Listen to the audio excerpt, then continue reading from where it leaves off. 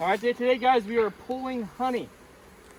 Not all of it's capped, but it's okay. If I need to put a fan on it, I will.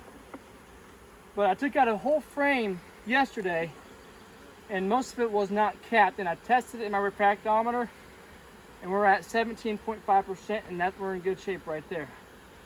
So assuming one's good, they're all good. If not, like I said, we'll put a fan on it. So here we go for what I've been doing. Some bees on here. I first smoked them, by the way. When I opened it up, I re-smoked them real nice. And then we're simply coming down to the bottom here and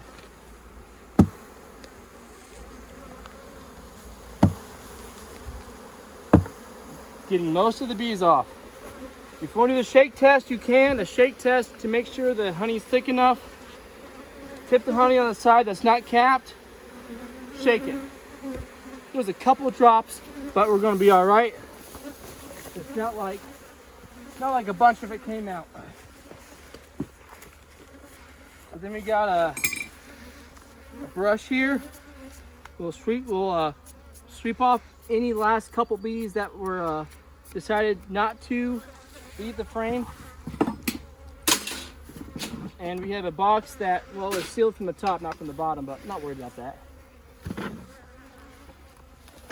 Drop it right back in here. I gotta show you guys this frame real quick. This is what I call satisfactory right here. That is absolutely stunning. But yeah, the bees were getting honey bound and needed to get these frames pulled ASAP. Honey bound means there's so much honey and nectar in the colony that there really isn't place for anything else within the colony. Queen doesn't have hardly any space to lay, and the bees don't have any place to store any more nectar. So it's going good today. Bees are chill. Why? Because the nectar flow is going. When the nectar flow is going, they're out there foraging, and they're not as worried about what's going on in the hive, is because the foragers are the aggressive bees, obviously. If most of the aggressive bees are gone getting honey, that leaves us with a bunch of nurse bees. And nurse bees aren't very aggressive. So, wow, these bees are just treating me great today. I'm so happy. Got a nice frame at one side. This frame, they struggled getting it drawn. I need to wax it better. But here we go. Just gonna shake him off. Boom. Try not to smash any bees. I'm just bumping the corner of the frame, not the whole entire thing. You don't want to hit it so hard you're going to break the frame, but you want to give it a nice thud where the bees will fall off. They have an exoskeleton, so it's not like it's going to kill or harm the bees when the bees falling off a frame like that. So no concern there.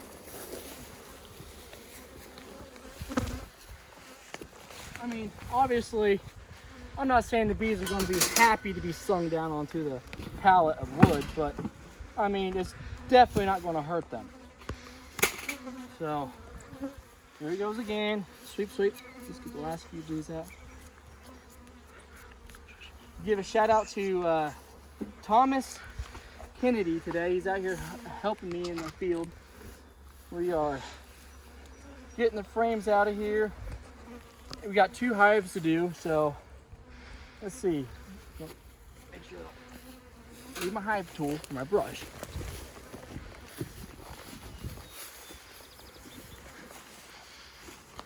I did do a split out of here last week.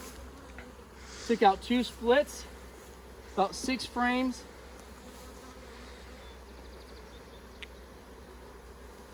So the foragers always go back to the original entrance. By doing the split, I didn't steal a single forager, and my honey flow will be done in about 3.5 weeks. So you get most out of making new bees by doing it as early as possible You want to do your splits. You want to do your splits as early as possible so you can get that split built up before the winter to have those bees go in the winter as strong as possible. So that's why I did it right in the middle of nectar flow. Use your little bit of critical thinking skills. Bees the bees from when the egg is laid, the bee is inside of the comb, whatever, developing for approximately 21 days. Then they spend another 21 days inside the colony doing house duty needs. And then after that, they're foragers. So you got foragers 42 days after the egg is laid. Well, I'll tell you this right now, my nectar flow is going to be way gone by 42 days from now. Unless I have a field over here that's planting soybeans after they do wheat, that might be happening. So that would be cool.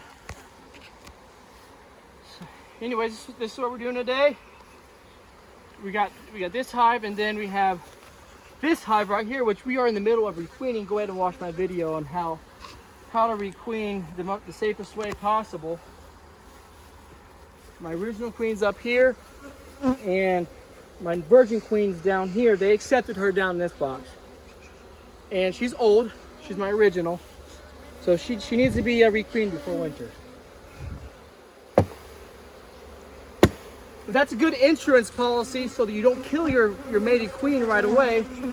You keep your queen, your old queen, as you raise a new colony, as you raise a new queen. If that fails, you have a backup plan, boys.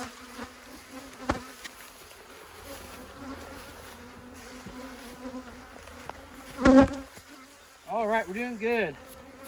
I'm not sure exactly how many pounds of honey we have in this box, but I'm hoping to have, I would love to have like 50 pounds in that box at least, and I think I can get that out of there.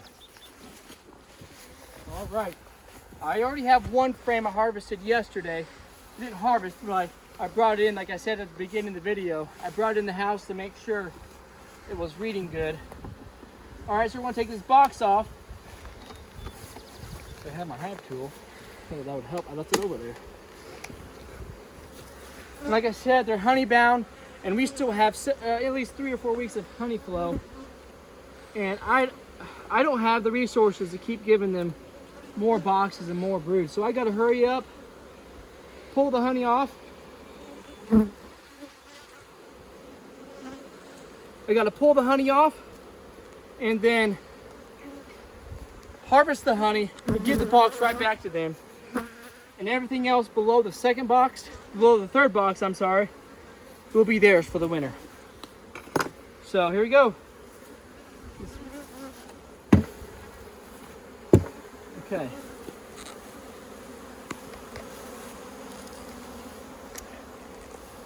All right. That's a artificial shake test right there. Any wet nectar comes out that can ferment, the bees are having it right back because I just splashed it out of it. All right, we're going to check a couple more frames in there to make sure that the honey, I get most of the honey out, because like I said, we're honey bound and we have a lot of nectar flow left, guys.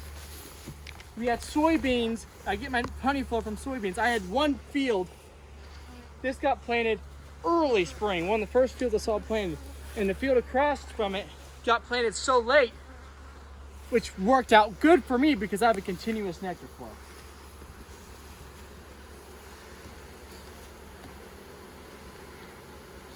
And these bees are just going ham. Unbelievable. Unbelievable.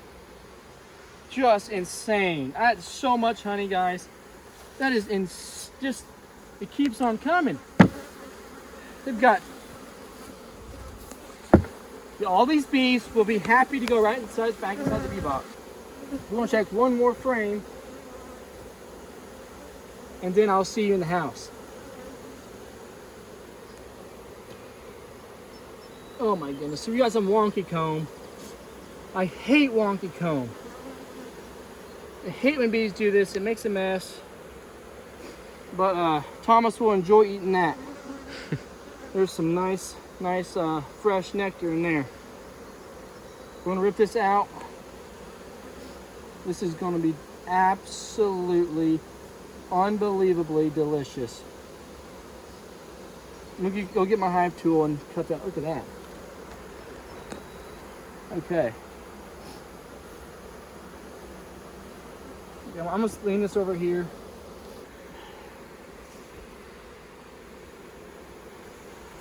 All right, Thomas. This is gonna be your treat, dude, and I'm gonna be envying you because that is unbelievably good. I'm gonna set it right over here for you later. All right.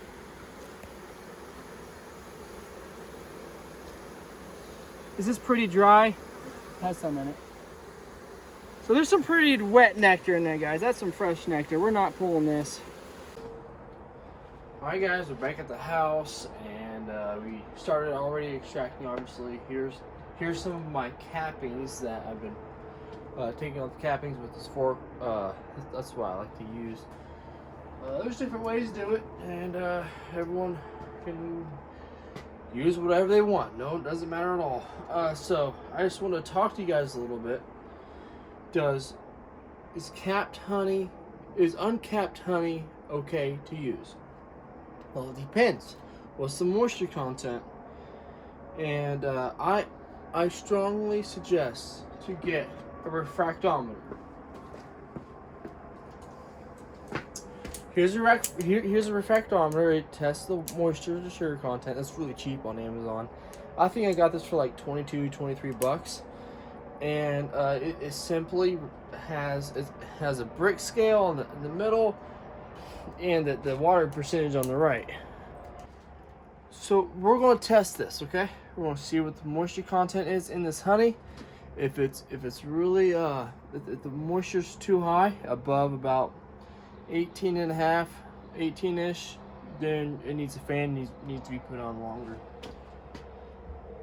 18 is safe, actually. It's really when it gets close, around 19. That's gets a little to the fermentation side. So my refractor, I'm gonna get right into the bottom of that comb. I'm just gonna squeeze a little bit of honey out there onto it. Okay, I'm set this down, and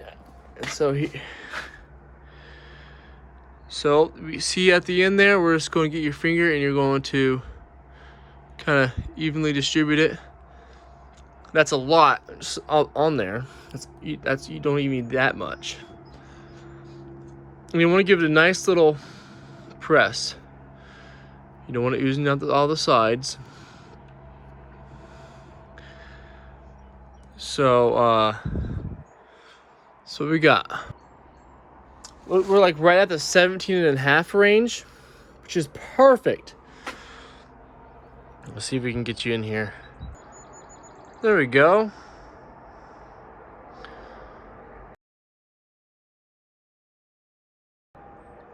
Between 17 and 18, so we're looking pretty good.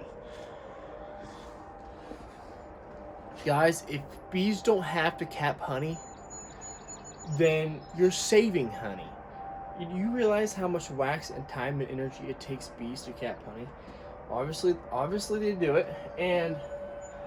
but if you can catch a full frame of honey before it's capped, you're saving honey. They're going to cap it after it's finished, not like as soon as it's ready, it's capped instantaneously. Nope. Not all the time.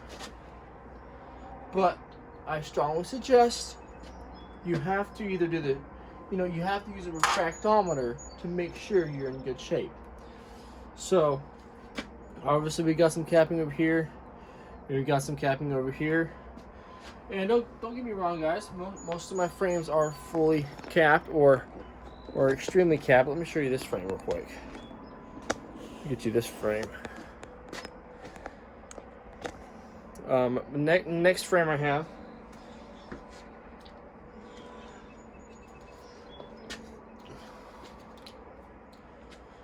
Look at this. That is beautiful right there. That is absolutely dazzling. just absolutely gorgeous. And this side, you know, it's about half capped. Guys, I'm telling you, just because it's not capped does not mean it's not ready for harvest. Get that refractometer, make sure it's calibrated, put it to the test.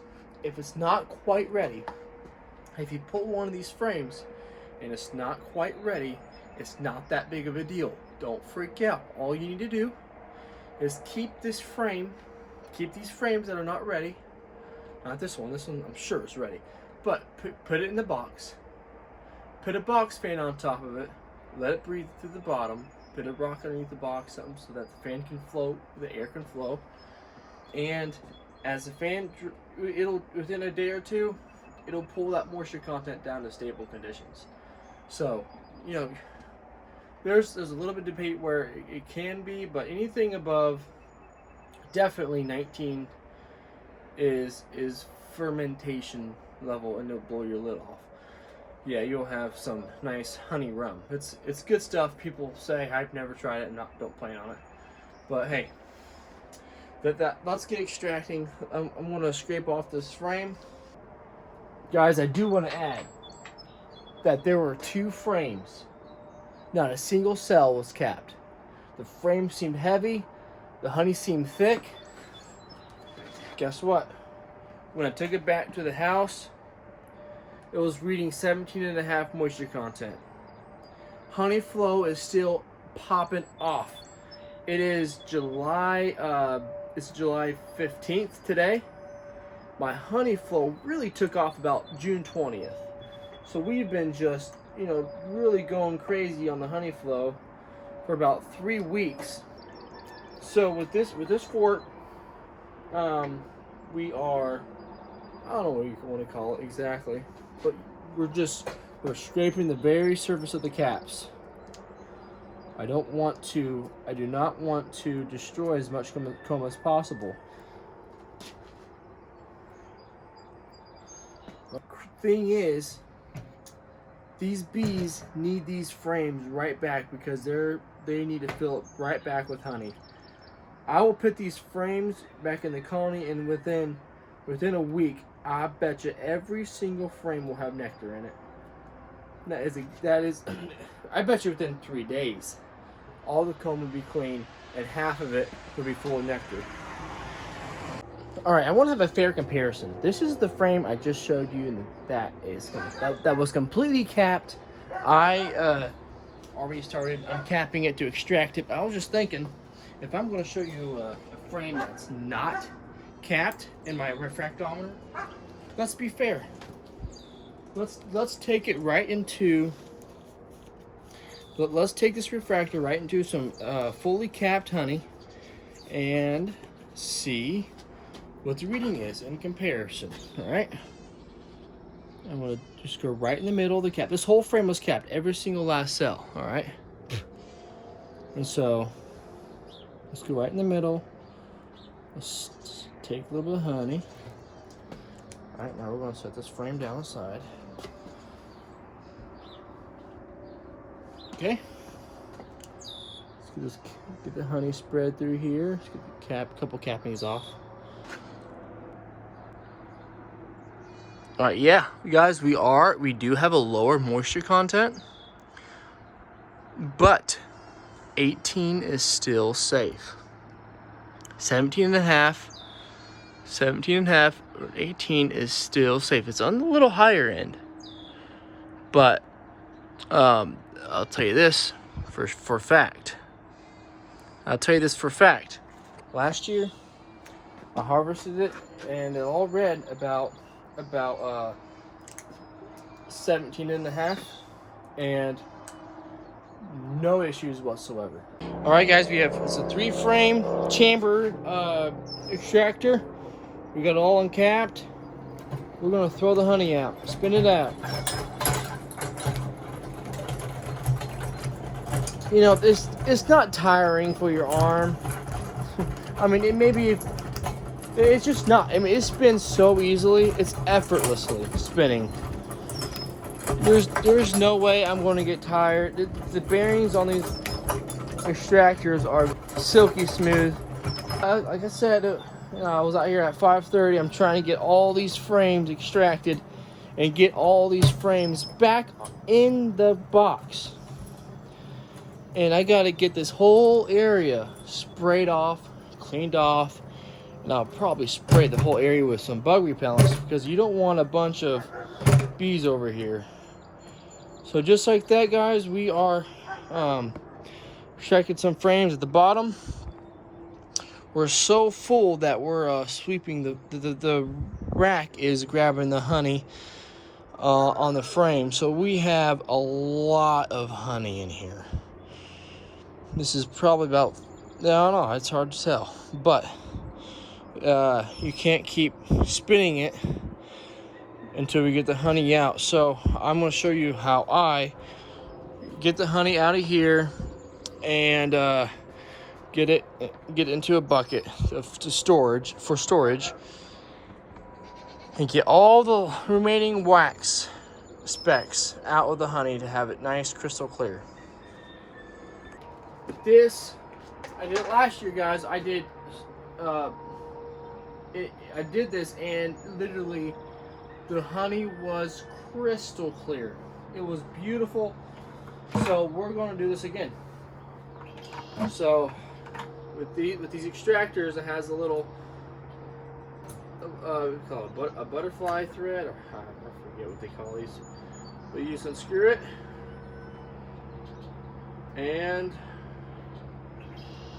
you know what? I'm going to get this get the camera closer.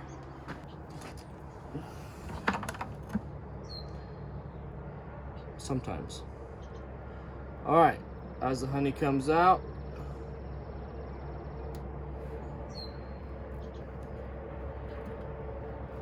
that mesh gets heavy. So you got some wax particles coming out. Beautiful, beautiful light honey.